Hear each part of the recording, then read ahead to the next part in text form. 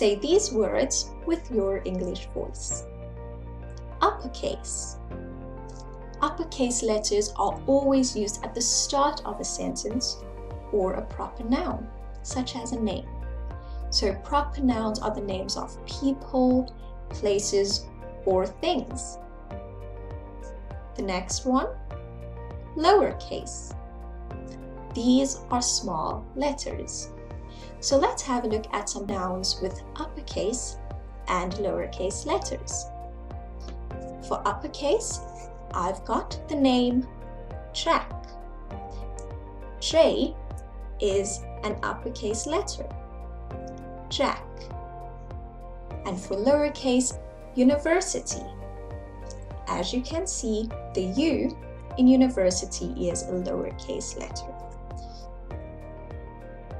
So in uppercase, J is an uppercase letter and U is a lowercase letter in university. Let's have a look at the next one. Font.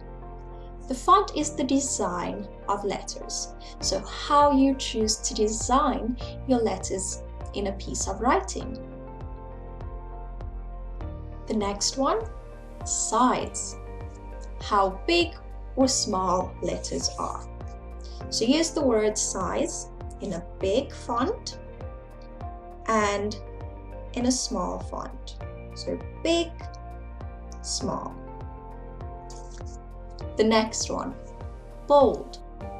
These are thicker letters and they are usually used to indicate an importance in a word, a sentence, or they are used as headings. So here I have the name Jack in bold. Have a look at the difference.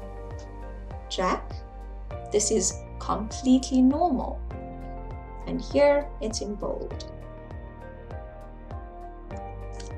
Alright, the next one, italics. These are letters at an angle, so they are not straight. Here is an example. The word university in italics. Have a look at the difference. Normal, italics. Alright, and the last one is underline, to put a line under a word.